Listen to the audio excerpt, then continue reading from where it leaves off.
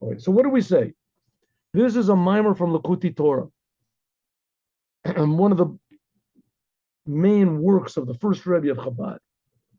And he's explaining sentences and ideas which are found in the Song of Songs by King Solomon.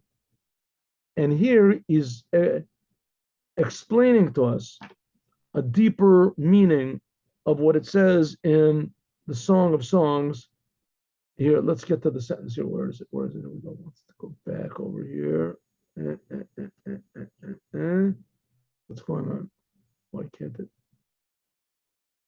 Anyway, you're supposed to be able to go back, but I can't go back here.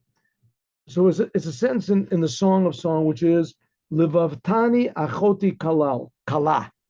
You have like aroused my heart, my sister bride.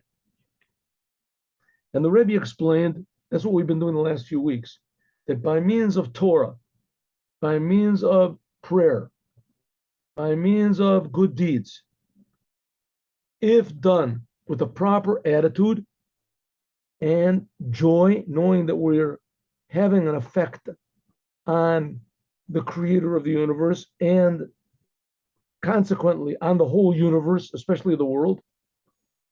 So that makes us tremendously happy when we do the commandments.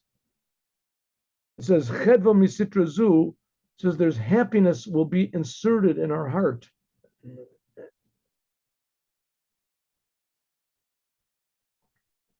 Shari gam lamata, also even in physical things, will be drawn down the infinite light of God. In other words, the Creator, the light of the Creator, and even more, the light of the reason for the creation will shine in the Torah and the commandments that we do.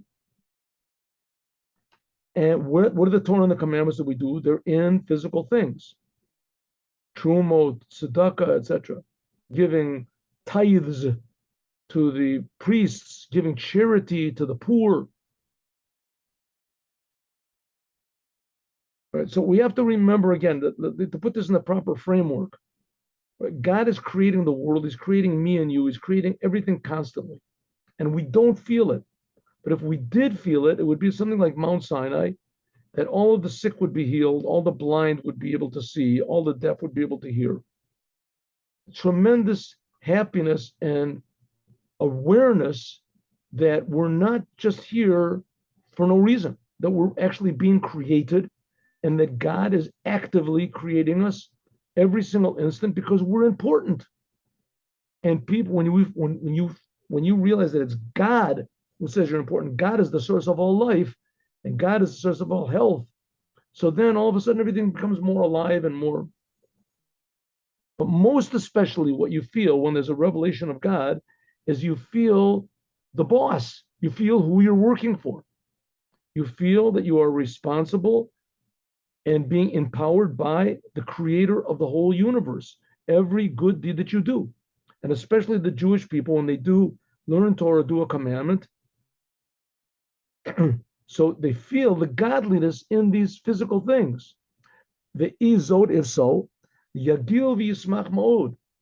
A Jew will be tremendously happy in God, hashochen b'toch Torato mitzvotov, who dwells within his Torah and his commandments.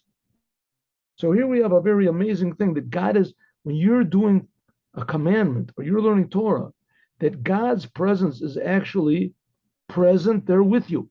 But it depends very, very, very much on your attitude to be aware of what's going on. And also your attitude also makes what's happening, increases what's happening. And let's just take an example. Let's say a person that he goes and he's selling, from door to door, he's selling Talmuds. He sells Talmuds and he goes with a sour face. So he's not gonna sell anything. So he has to have a positive attitude. When he does sell something, then that increases his positive attitude 100 times. First of all, because he made a sale. And also because what is he selling? He's selling the word of God, that when someone learns it, as he is actually saying the words of God. So that makes him doubly happy. So the same thing is also here. When we're doing the commandments, we're realizing that we are actually doing the will of God. And when we have that proper attitude, then we make the sale, so to speak. God actually does appear in the world, and automatically people feel more appreciative of life. They feel more happy about every moment. They feel more, they say, excited about the mystery of life, everything that there is. That's what it means. Rejoice, Jews, in his deeds. Multitude. These are the commandments. Rejoice, Jews, in God's deeds. What are God's deeds? The commandments. The God's commandments are his deeds, and they're drawn in physical things. That God has put his commandments into what's called a public domain, into this physical world where you cannot see the oneness of God. So be very happy because we are partners with the Creator when we do the commandments. Partners with the Creator.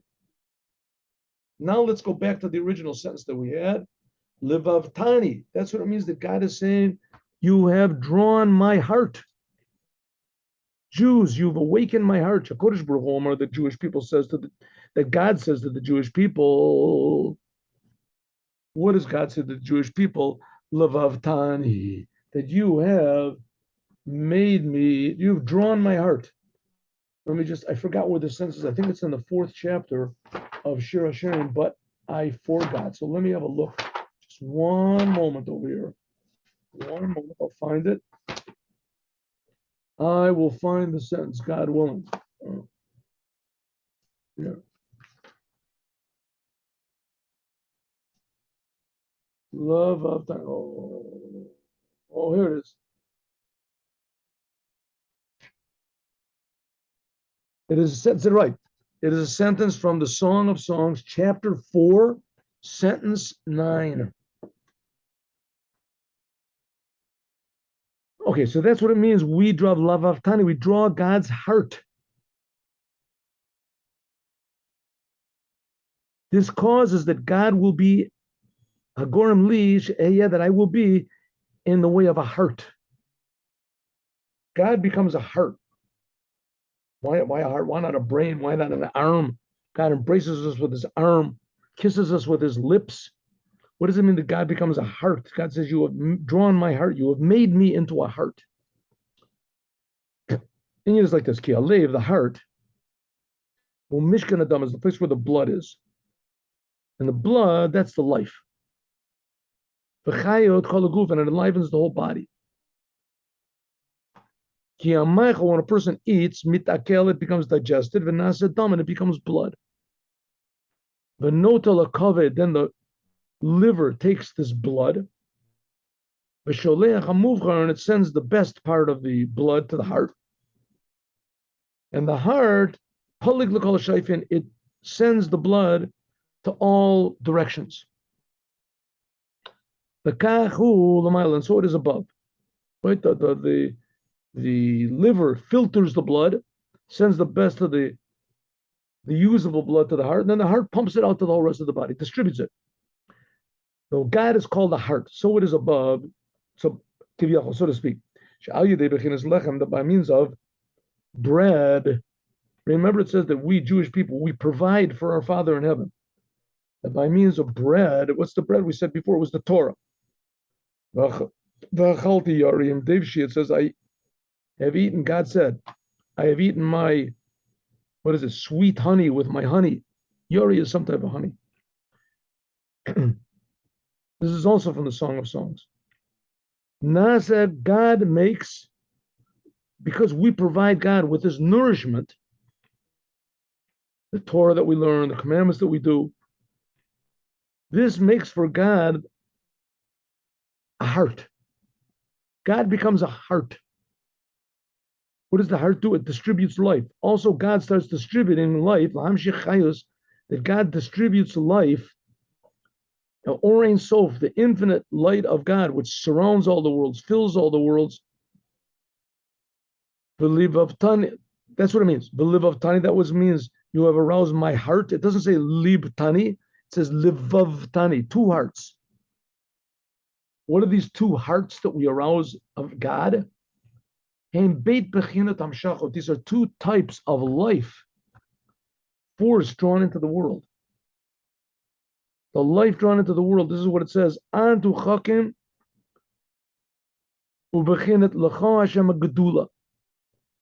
level is God's intellect. God, you are wise with no wisdom. That's one type of heart of God. Another type of heart of God is God's emotions. To you, God is the greatness, the power, etc. This is drawn down by means of the Torah and the commandments. That the Torah and the commandments, they are bread. That's what we said before. When we do the Torah and when we do the commandments, that provides God with food. Two types of food. Food for the mind, that's the Torah. Food for the heart, that's the commandments. That becomes the bread. And when we do that, God actually becomes nourished, so to speak, by what we do, and that distributes godliness to all the world. Now we have to keep in mind, not to get too what they call in English anthropomorphic about this whole thing. We can't, take the simple narrative of the Bible that God is one of the characters in the Bible. I mean, even though this certainly is true, God spoke to Adam and he spoke to Noah and he spoke to, so God is obviously a character in the Torah. His voice is coming out and he's speaking. So he must have his voice is speaking, must have a mouth, must have a throat. You have a throat, you have to have wind, you have to have lungs. So of course, all these things are true, but on the other hand, it certainly is not true. Certainly is not true. Because God set up the world in such a way that an arousal from below, there is an arousal from above. Like it says, that God established the laws in Jacob, the Jewish people, and the Torah he gave in Yisrael. Yaakov and Yisrael the same. Because even it says, Asher Yaseh Adam, Osam Adam B'chai, that a person makes the commandments. Adam who oseh Torah, he does the commandments. He makes them like baking bread. You bake the bread. This is like bread. We bake the Torah and the commandments, and we give it to God to eat. How do we make it? By means of our surrender to God. So God made this special thing in the world called Jews, and the Jews, they take the physical world and they can transform it into godliness. How do they do this? Through the Torah. But now this maybe this seems a little bit far-fetched, number one, but we have to remember two things. Number one, this is the Rebbe saying, this is the, and he's very, very serious, and he's very, very perceptive. He's not speaking from his conjecture or from his logic or as a religious figure. He's speaking cold facts. God is creating the world, he's creating us, and when we do Torah and mitzvahs in a proper way, this provides nourishment, so to speak, for God, so that we feel that he's creating us, and we feel he's creating us for a purpose. But how do we do it in the proper way? That's called bitul hayesh. We have to surrender ourselves to the truth. It says Asher lo yakim. It says that you should not make us as a matzeva, whatever, a person who doesn't do the Torah. And by means of the Torah and by means of the commandments, if it's done with surrender and harmony with God, and that you don't want to be a separate entity in yourself, by means of this, there's drawn down life force of God.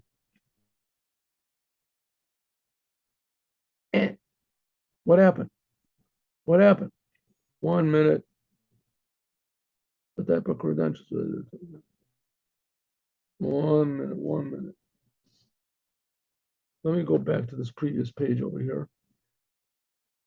Why can't I?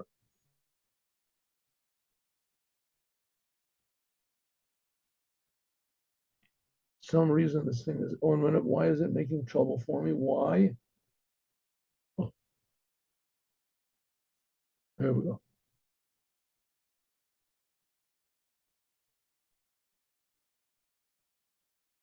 Oh, there it is. Good. Okay, I don't know why it said I can't go there. Just okay. This is like the level of a heart. Huh? There we are. Yes. This is like the level of the heart. By means of our doing commandments and the Torah, the way it's supposed to be is we get to the whole source of the creation. We provide nourishment, so to speak, for the reason for creation for God, and that makes God into a heart. And this is the two levels we said before: Chesed, Gevura. This is what's called emotions of God, water and fire. The two opposite emotions of God. Also, before we said it was intellect and emotion. Same thing, but Beit Mishkanot of the heart. This is in the two chambers of the heart. Yeah.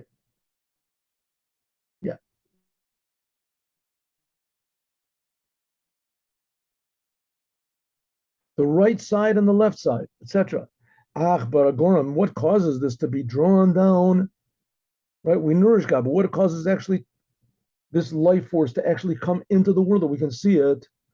The Torah explains, achoti kala.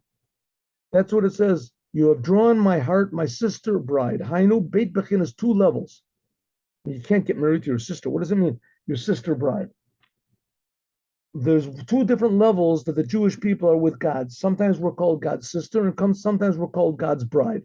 Achoti, that we are God's sister.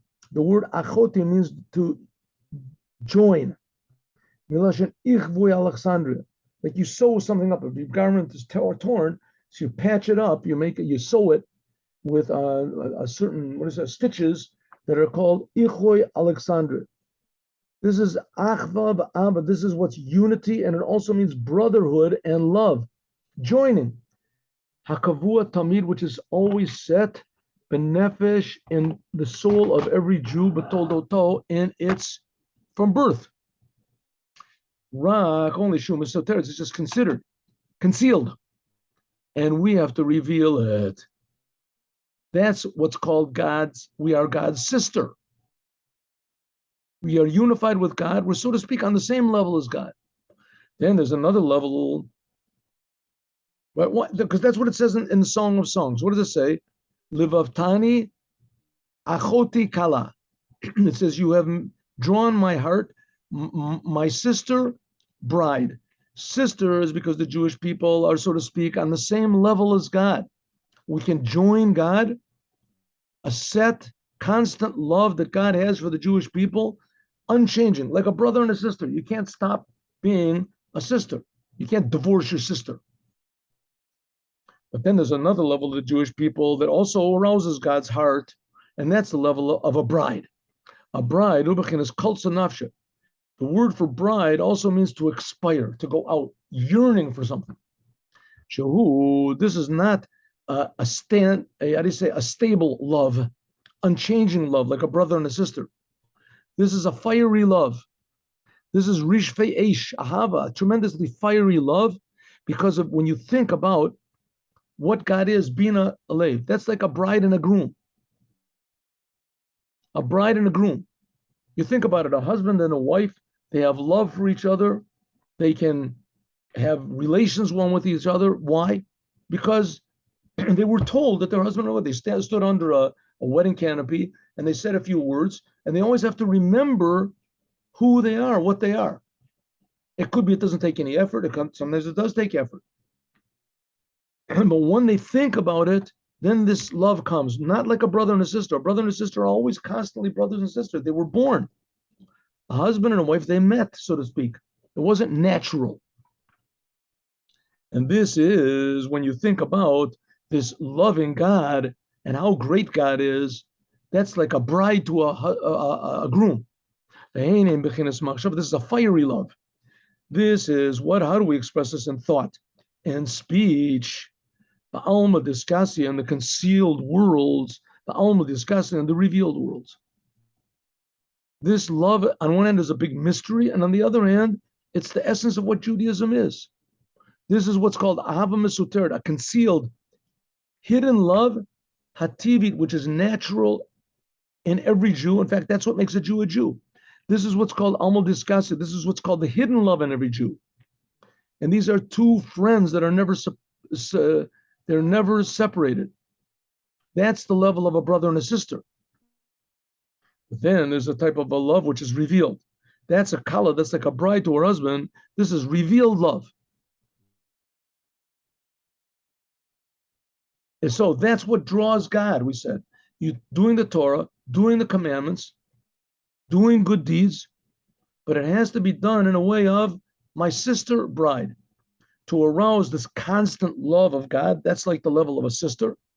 And to arouse a fiery type of revealed love for God, that's called like a bride. When we do the Torah and the commandments in that way, is that God actually reveals it, makes the world a better place. It makes the world a better and a more blessed and meaningful place.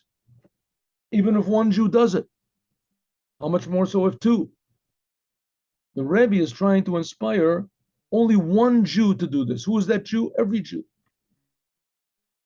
Every single Jew. And the Rebbe is saying that every Jew has this love like a sister constant and the love potential for love like a bride if you think about it, and every Jew has the ability to think about it. That's what he's giving us food for thought. That's what we mean that we draw God, we arouse God's heart to us through Torah, through the commandments. We just have to be aware of it, and it'll be real. Have a good week with Moshiach Now. Thank you very much, and God willing, we'll see each other next week. Shavua Tov.